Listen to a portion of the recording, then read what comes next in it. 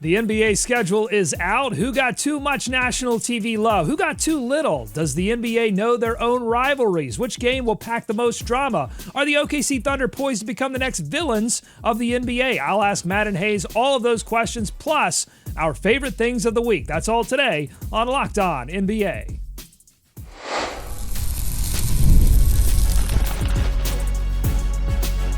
You are Locked On NBA, your daily NBA podcast. Part of the Locked On Podcast Network, your team every day. Welcome to Locked On NBA. Thanks for making us your first listen of the day. We are free. We are available wherever you get your podcast. Part of the Locked On Podcast Network, your team every day. This episode is brought to you by Monarch Money. Take control of your finances today with Monarch Money. Use code LOCKEDONNBA at monarchmoney.com for 50% off your first year. I'm Doug Branson, host of Locked On Hornets, and your Shot Clock Sherpa, guiding you through the NBA's biggest stories every day with the help of Locked On's local experts. And I have two of the best with me, as always, to break down the NBA schedule release from the Locked On Nuggets podcast. He's a senior NBA writer for the Action Network. It's Matt Moore. Matt, which fans should be fuming? Which team's fans should be fuming over their team's schedule? Yeah, over at Locked On Nuggets today, I'm going to have to try and calm down Nuggets fans. They're tied for the most back-to-backs in the league. They don't have that many games against teams on a back-to-back at home. They're tied, I think, for the second most trips in the NBA by flight number. They're going to be pretty twitchy. I'm going to try and calm them down over at Locked On Nuggets. How about you, Hayes, from the Locked On Bulls podcast? He's also a Bears and Bulls creator for Bleacher Report. Hayes, which team's fans should be fuming over their team's schedule right now?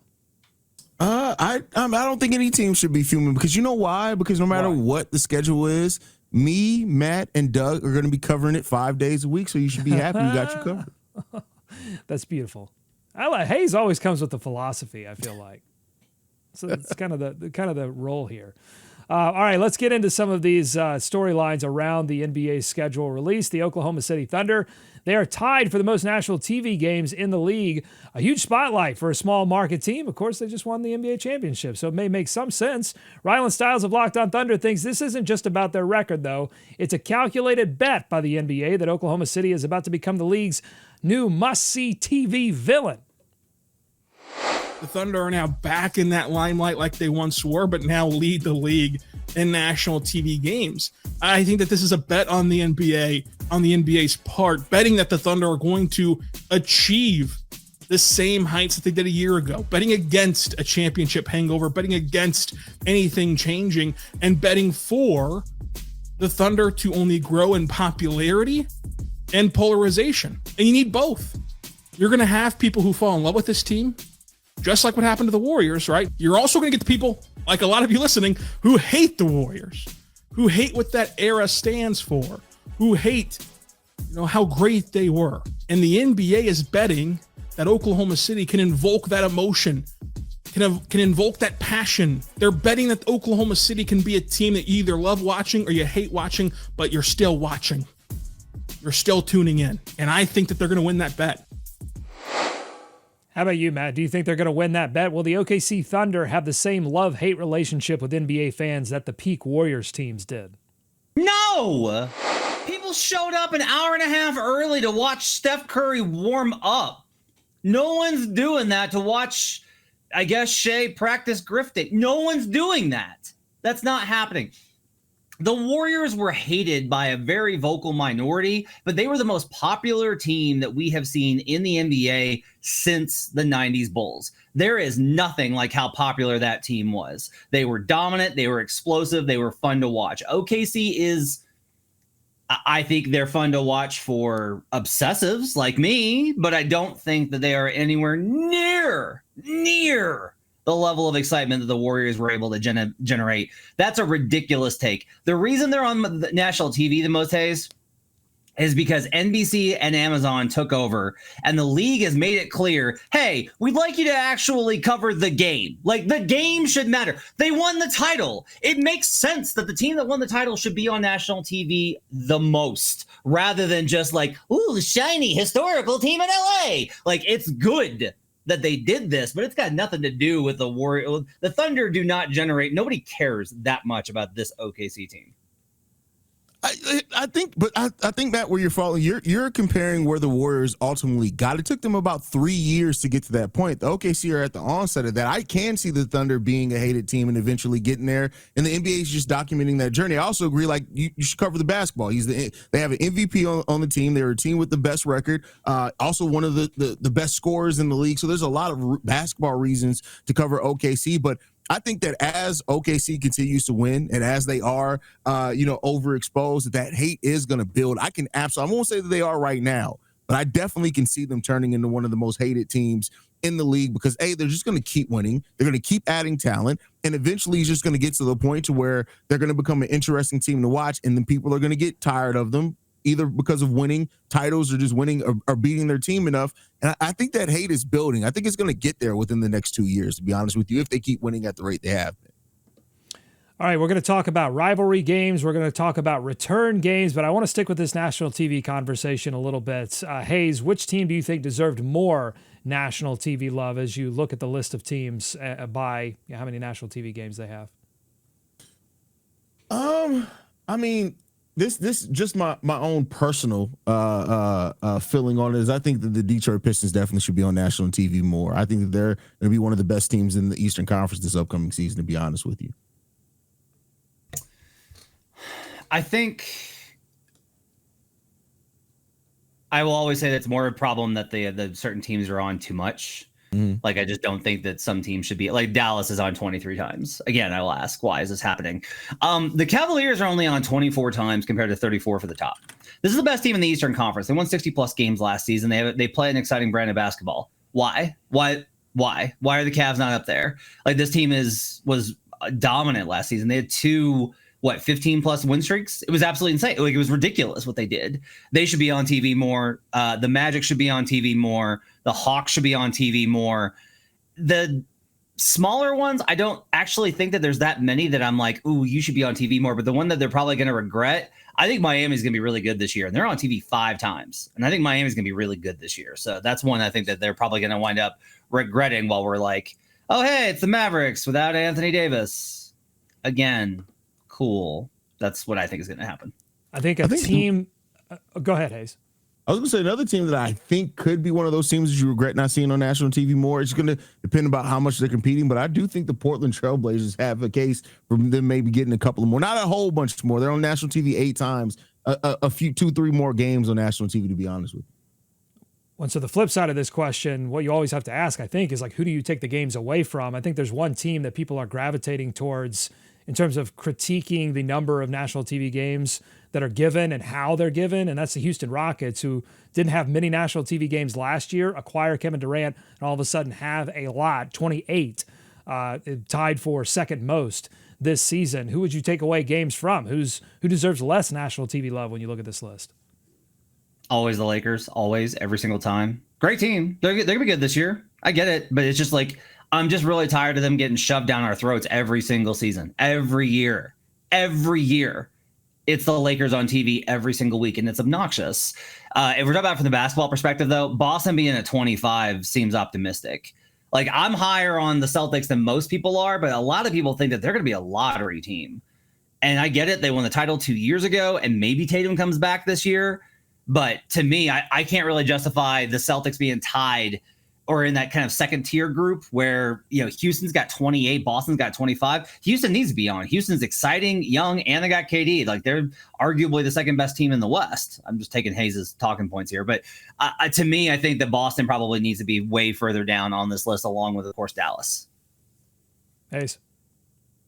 Yeah, I mean, my go-to is the Clippers. While I do think the Clippers are going to be a tough team this year, them having 21 nationally televised games where teams like the Orlando Magic and the Detroit Pistons are barely getting 14 and 16 respectively there, that's the team that I'd take some away from. Matt, do you feel like the NBA is trying to just milk every single ounce of the LeBron James, Steph Curry experience at the expense of highlighting some of, Wemby and San Antonio, they've got 22 games versus 28 for Houston. Golden State's got 34. Is the NBA being a little short-sighted here? If they could, they would just have Lakers Warriors on every single week. Like that's legitimately, I think genuinely that's what ESPN wants, is just have Lakers Warriors on every single week. Like that's why I'm excited to see what NBC does. Like NBC is actually going to try and, by all accounts, try and cover the games. Amazon's going to try and cover the games. So maybe we'll get actually better coverage of this with some different teams in the mix. Peacock and Prime have OKC on 14 times. They got the Warriors on 14 times. They have the Thunder on as many times as the Lakers as they do, but the traditional networks wind up going, like, it's pretty balanced there. But I just still wind up thinking that that's kind of what ESPN wants, is Lakers Warriors over and over and over and over and over again. I personally am bored with it. Hey, should we count the streaming only national TV games as actual national TV games? Your primes, your Peacock onlys. If it's not on NBC or ABC or ESPN, is it really a national TV game? Man, that's a great question, because it depends on how like, I think a lot of people are consuming media so much now streaming wise that I can see why it's still counted. But for me, if it's not on traditional media as at this point right now, I wouldn't count it as a nationally televised game. We need to create another category: nationally accessible games, I think, is the way that we need to categorize that. So an interesting one here, somebody pointed out to me: if you were in a local market for an NBA TV game, and sometimes those local markets are insane. It's like you can't get Nuggets games in Omaha. They would black it out, and none of those games will be blacked out on Peacock or Amazon. That's notable to me, Doug. I know you and I are on opposite sides of this, because you think that these are lesser platforms. But like, look, man, you can watch SummerSlam or The Office on Peacock.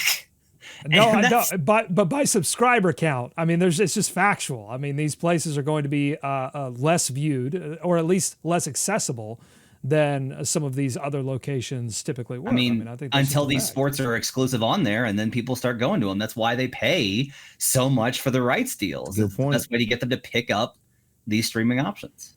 They've got a lot of work ahead of them to educate fans. The NFL did it, though. They've done it with Prime. People seem to not complain too much about that, so we'll see.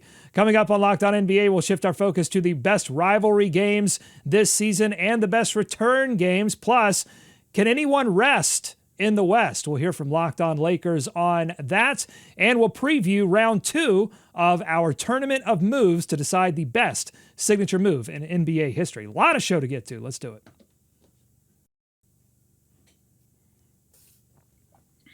Today's episode of Locked On NBA is brought to you by Monarch Money.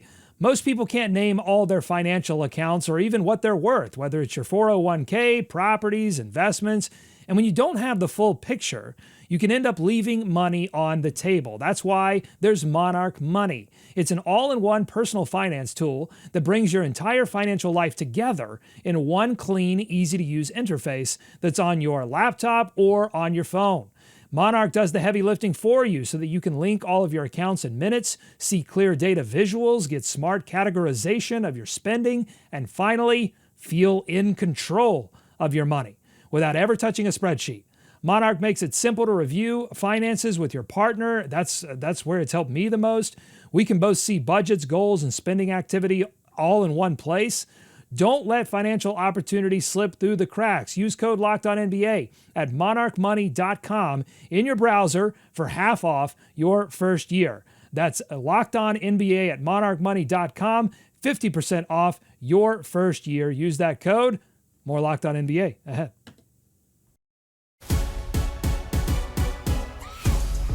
Thanks for making Locked On NBA your first listen every day. The NBA continuing their Rivals Week national TV games. But John Corrales and Jake Madison over at our sister show, Locked On NBA Game Night, they gave the slate of games 4 thumbs down. Let's take a listen. The NBA is built on the back of historic rivalries like Celtics, Lakers. And like Cavs and Hornets. Obviously.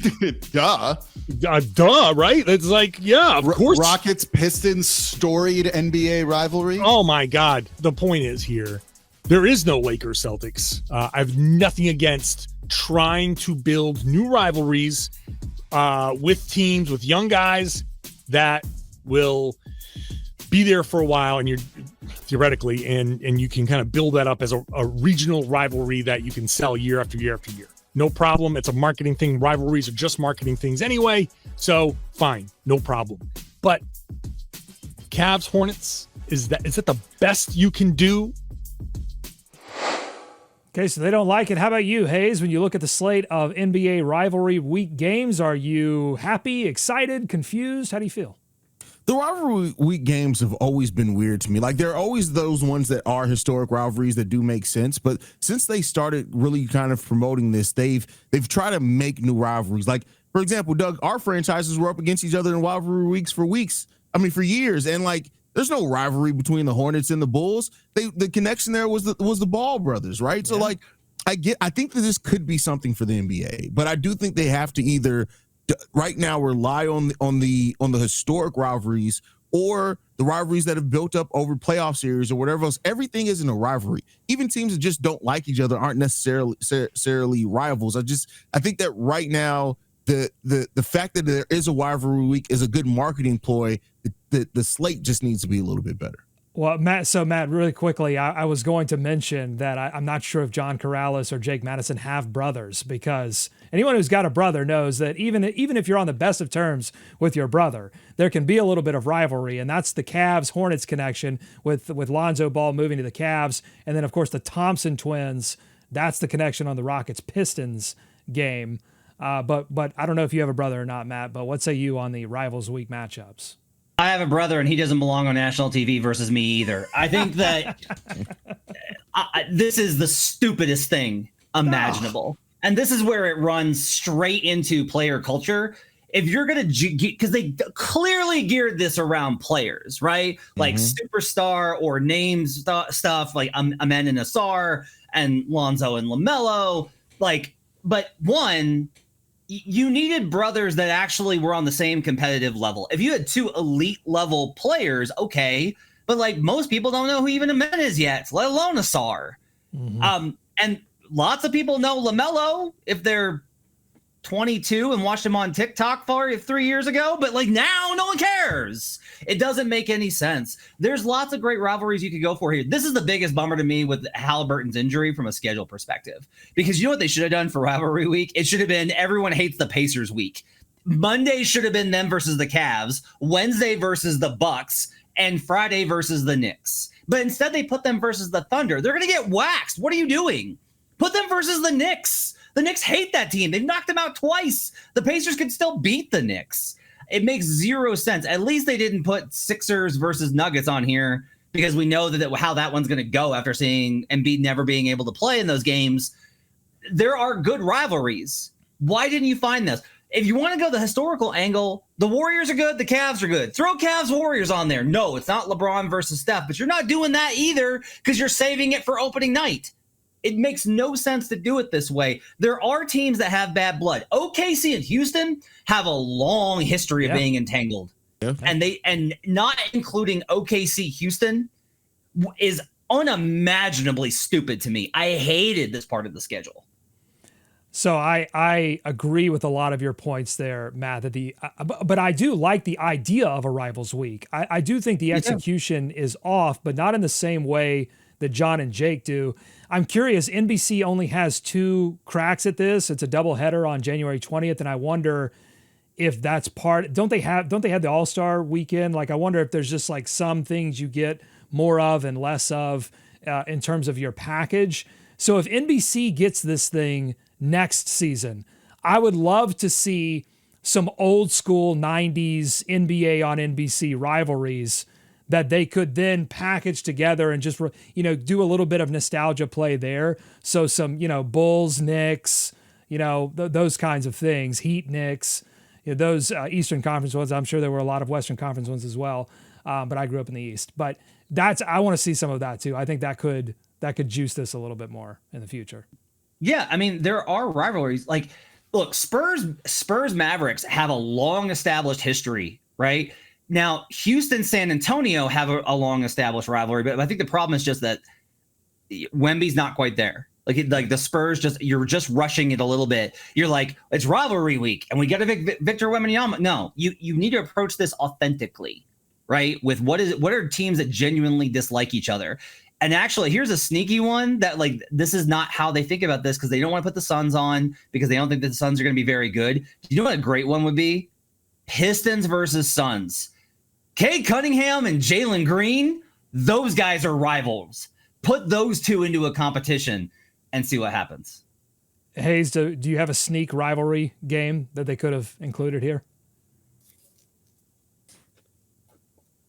No, nothing really comes to mind. I think Matt hit on it. The Thunder OKC is probably the one that I would go to, just with both young teams that have the franchise has gone at it for years and years. That's probably the biggest one that's a miss here to me.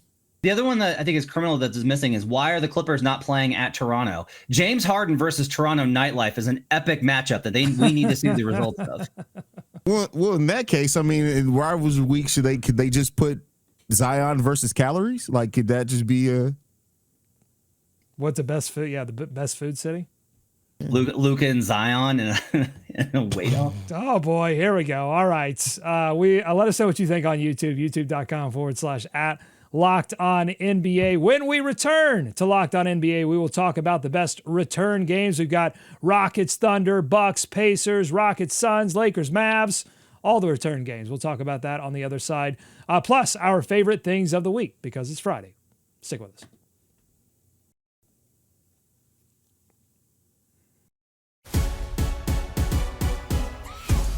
Thanks again for making Locked On NBA your first listen every single day. Let's talk some return games. Everyone loves a good star going back to his previous team kind of game. October 21st, the Rockets go to Oklahoma City. So you've got some KD going back to the Thunder. He's stoking a little bit of the flames of that particular return with some of his Twitter comments about them not taking so long to finally win a championship. The Bucks go back to the Pacers November 3rd. You get a little Miles Turner return there. November 24th, Rockets Suns. KD goes back to Phoenix. And then January 24th, Lakers at Mavs. It won't be the first time, but we get Luka going back to the Mavs again. Matt, which return game are you anticipating most? Miles Turner, like the Miles Turner revenge game. I'm just trying to get myself hyped up for that. Rockets Suns, I don't actually think is the one that I want to see. I actually want to see Rockets Warriors, right? Because that's Kevin Durant who said, "No, I'm good, thanks," when the idea was him being traded there at the deadline, and then he signs or he gets traded to Houston.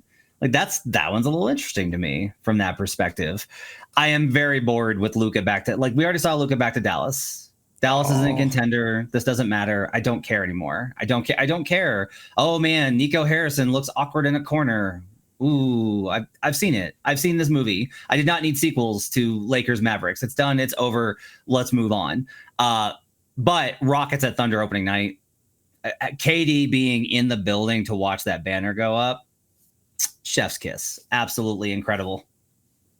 Hayes, do you agree? Are we done with Lakers, Mavs, Luka? Back to Dallas. Are you done with that? No, because now there's an added wrinkle of Cooper Flag being there. And I think that's the part that makes, if it was just the same, everything board, same as what it was last year, I wouldn't be interested at all. But now that Cooper Flag is there, not to say that it's going to be, I don't know how much Cooper's going to guard Luka or anything like that, but those Dallas Mavericks fans are going to have their shiny new toy about and the one that shouldn't have gotten in the way. And I think that building is going to be electric because of that alone. I think Cooper Flag also somebody who understands what big moments are, and he's going to know what that moment is. And hopefully he has a big game. I'm actually a lot more excited for that one than Matt is, and I think that's going to be a fun game to watch. But the one for me, of course, is the Houston Rockets and the OKC Thunder. It's just petty meter. The petty meter is very, very high on that one, and that's what you love to watch, especially on opening night. I mean, look, when Luka scores 40 on Cooper, are they going to cheer? Are they going to boo? It's a good question. I'll give you that. Yeah, when Coop drops 32 and 10 for the first time and they end up beating the Los Angeles Lakers. That too. I feel like the first matchup when he returned, it felt so quick and it felt so raw, and it felt like there wasn't a lot to process there. But particularly after this whole Luka 2.0 and some of the comments and how he's reacted to that, I do think there's still juice to squeeze in all of those matchups, whether it's in Dallas or in Los Angeles. Speaking of the Lakers, I thought Locked On Lakers brought up an interesting point as they reacted to LA's schedule, and I'm curious to get your thoughts on it. So let's listen to that. What is my reaction to the Lakers schedule? It's hard. It's very, very hard because they all are in the West. Yeah, that's just life in the West. This is, I've said this now, the everydayers have heard me for probably 3 or 4 years at this point. Whenever the subject of LeBron and load management and taking games off and stuff like that gets mentioned, my answer is always they don't have the luxury of doing it. I mean, putting aside the fact that LeBron genuinely, and I think admirably, does not want to take games off unless absolutely necessary, or maybe it's the last game of the season and everybody's taking it off. You just don't have the luxury of doing that in the West too often, if at all, and getting yourself a 6 seed or higher, unless you are maybe OKC. I would say for the rest of the Western Conference, you're just going to have to bust your ass like every other schlub out there. Great use of the word schlub. Love that. Hayes, will we see less load management out west than out east? And could that be a sneak advantage for the Cavs, Knicks, or whoever ends up getting to the finals? I don't know, man. There's a lot of old teams in the Western Conference. I think there's going to be a lot of load management as that season goes on. But as far as the Lakers schedule, like it's going to be tough for everyone. Like the schedules are the schedules. Like, of course, you have your intricacies as far as like traveling and back-to-backs and all that type of thing that add into that. But the schedule is the schedule. It's going to be tough for everyone all the way around. As far as the Eastern Conference I think stylistically, a lot of the teams in the Eastern Conference are going to have some advantages over the Western Conference because a lot of those teams like to play faster than some of the older teams in the West. That dynamic is going to be fun to watch about like outside the top 2 teams in the West. And that's a fun thing to watch as these matchups go on as well. Players don't really talk about, oh man, this was a brutal stretch. We had to play the Rockets and then the Warriors and then the Lakers. Like, that's not how they talk about it. They're like, it's been brutal, man. We've been every other day for 2 weeks, 3 and 4, 5 and 7. The Nuggets have a 7 and 11 stretch in January. It's always about the trips, the schedule, the miles spent. It's about your flight there was a storm and your flight gets delayed and you don't get in until 3 a.m. and you get a back-to-back and then you got to play on a 3 and 4 2 nights later. Like, that's what winds up getting to them. I also think that the problem when you look at, oh man, look at the stretch of schedule and how many tough teams they play. Okay, but like, what if you get Houston when KD and Amen Thompson are both out? What if you get the Thunder when Chet Holmgren's out for 2 weeks and J-Dub was sick that day? The course of the season, there's a lot of times when these tough schedule stretches just aren't that difficult. Are there a lot of good teams in the West?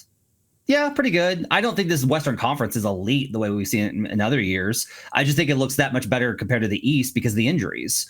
So I'm not necessarily sold on the idea of this being some sort of juggernaut gauntlet that they're going to have to manage. It's tough. That's how it goes in the NBA.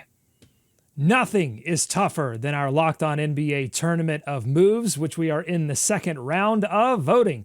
Now open on our YouTube channel. Just go to youtube.com/@LockedOnNBA. Head over to the post tab on our page, and you can vote now on the second round matchups. Matt, which of these matchups do you think will be most interesting to dig into as we start to talk about it next week? Duncan's bank shot versus the Magic no look. I am beseeching you, basketball hoop hits. I am begging you to understand which of these was a better move, which was more repeatable, which was more consistent, which wasn't just like, oh, I'm in transition, I'm looking at the crowd, throw it this way. I am begging you to honor Tim Duncan, one of the best winners in NBA history, with this kind of a push. He deserves this. LeBron's chase down versus Kobe's fadeaway. That is a brutal one. I didn't realize at the time when you showed us the bracket, Doug, I should have objected way harder to Hardaway's crossover going up against Dream Shake round 2. This is brutal given how great Tim's crossover was, especially after watching the videos and catching up on it. I've been like, God, that was a great crossover. These are all really tough matchups, I think, besides George Gervin's finger roll, which doesn't belong there. Ooh.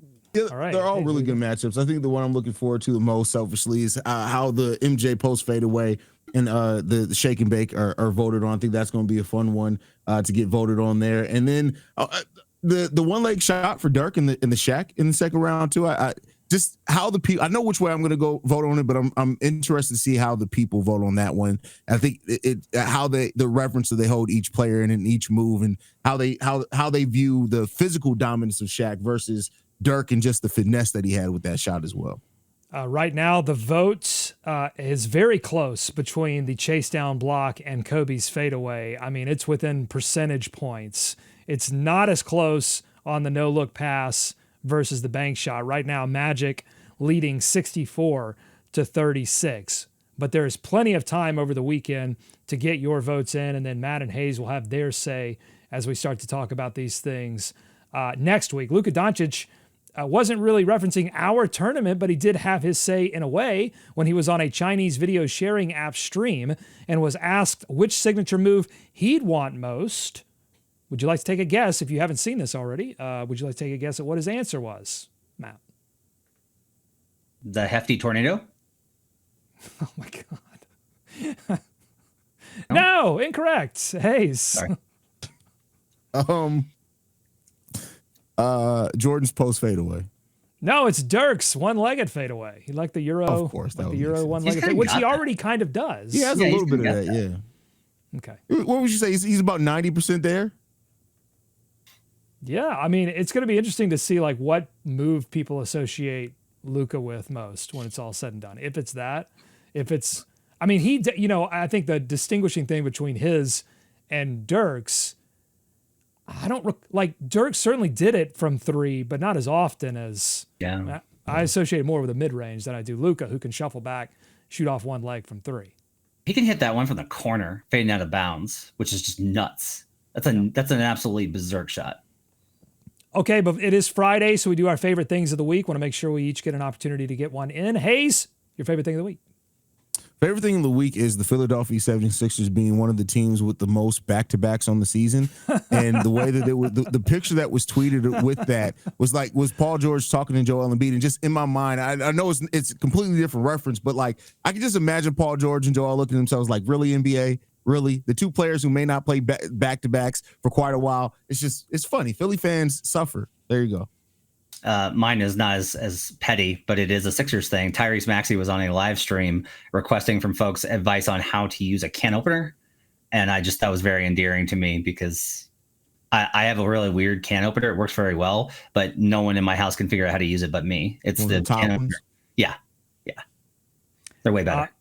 Sixers fans are suffering. This is not my favorite thing of the week, but people were getting on Paul George for a picture of him snapped outside. I believe it was a club of some kind, and he had a knee brace on, and people were just like, "Oh my God, can we just catch a break?" My favorite thing of the week was Denzel Washington and his comments on sports media. He didn't reference anyone in particular, but he said, "Quote: We live in a world of opinionaires, sitting around getting fat, thinking they know how to do it. Just because you sit at a desk and chit chat doesn't mean you can do a damn thing," unquote. To which I thought, Denzel Washington is an actor. Like all he does is sit around pretending to be other things. The audacity, I love it, of Denzel Washington critiquing. That's like a hitman sitting around and saying, Denzel just sitting around pretending he can do gun kata like I can and turn it around on someone. I mean, get out of here. Denzel. Unless you're a method actor like Christian Bale, when for Ford and Ferrari, he spent like 6 months racing professionally because he's a psychopath. Well, Stephen A. Smith takes jump shots. I'm sure you've seen the video. He plays basketball. He also boxes. We saw that one. All right. If you like what you heard today, subscribe to Locked On NBA wherever you get podcasts, including YouTube. Thanks to Matt and Hayes for their expertise every day. My favorite thing of the week is just joining these gentlemen talking NBA hoops. Thank you for making Locked On NBA your first listen. Until next time, be kind to each other. We'll see you right back here next week on Locked On NBA.